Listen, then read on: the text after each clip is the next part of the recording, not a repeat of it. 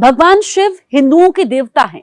उन्हें ब्रह्मांड में जीवन का आधार माना गया है। जीवन के अस्तित्व से लेकर अंत तक सब में शिव की अवधारणा समाई है। जीवन की सबसे बड़ी ऊर्जा है शिव। इस बात की वैज्ञानिक भी अपने तरीके से व्याख्या करते हैं।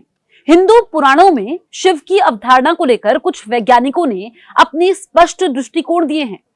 शायद इसलिए किसी को हैरानी नहीं होती कि दुनिया की सबसे बड़ी प्रयोगशाला ने अपने यहां भगवान शिव की मूर्ति लगा रखी है। स्विट्जरलैंड में दुनिया के सबसे मशहूर फिजिक्स लैब सर्न के परिसर में भगवान शिव की मूर्ति है। वैज्ञानिक इस मूर्ति को लगाने के पीछे कई तरह के तर्क देते हैं। ये आस्था और विज्ञान के मेल सरीखा दिखता है। सर्न में कहां से आई भगवान शिव की मूर्ति, ये मैं आपको बताती हूँ। सर्न परिसर में लगी नटराज की मूर्ति 2 मीटर लंबी है। 2004 में भारत सरकार ने फिजिक्स लैब सर्न को तोहफे में ये मूर्ति दी थी। 18 जून 2004 को इस मूर्ति का अनावरण किया गया। एक प्रयोगशाला में भगवान की मूर्ति का क्या काम? इस सवाल का वैज्ञानिक तार्किक जवाब देते हैं।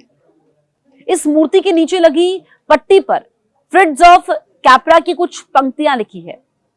फ्रिट्ज ऑफ कैप्रा ने भगवान शिव की अवधारणा की व्याख्या करते हुए लिखा है, हजारों साल पहले भारतीय कलाकारों ने नाचते हुए शिव के चित्र बनाए।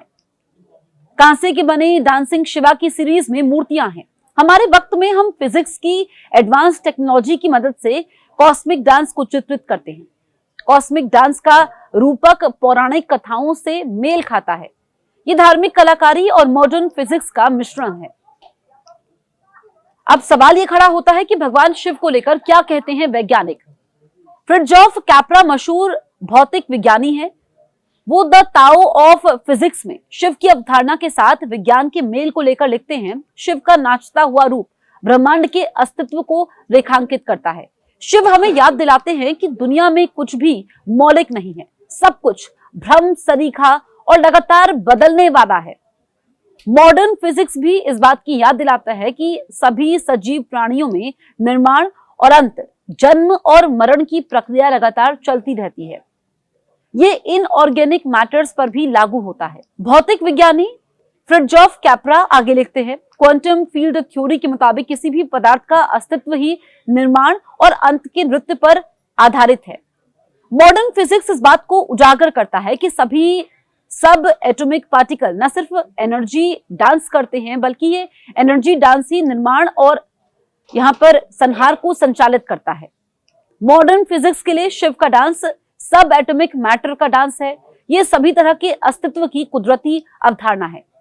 सर्न के वैज्ञानिक भगवान शिव से लेते हैं प्रेरणा। जी हाँ, दुनिया की सबसे बड़ी प्रयोगशाला में लगी भगवान शिव की मूर्ति से वैज्ञानिक प्रेरणा ग्रहण करते हैं। एक बार इस प्रयोगशाला में काम करने वाले रिसर्च स्कॉलर ने कहा था कि शिव की मूर्ति उन्हें प्रेरणा देती है।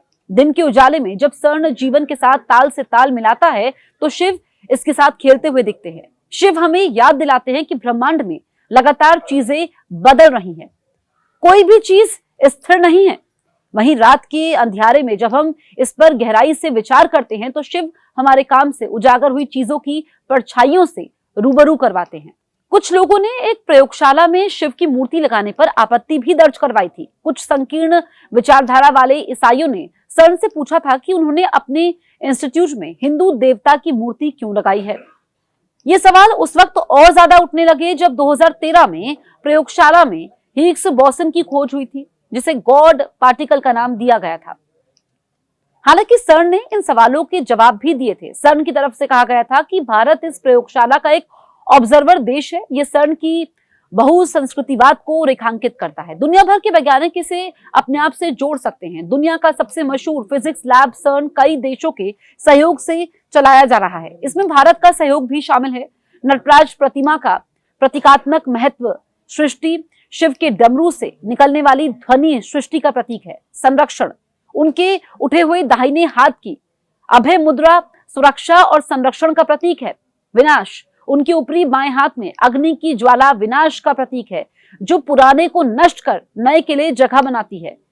शिव के पैरों के नीचे दबा हुआ अपस्मार एक बौना दानव अज्ञान और अहंकार का प्रतीक है, जिसे शिव अपने नृत्य से कुचलते हैं। उनका उठा हुआ बायां पैर मोक्ष की ओर इशारा करता है, जो मुक्ति का मार्ग है। प्रतिमा के चारों ओर का अग्नि वलय प्रभामंडल ब्रह्मांड के निरंतर चक्र को दिखाता है, जिसमें सब कुछ बनता है फिर उसी में विलीन हो जाता है।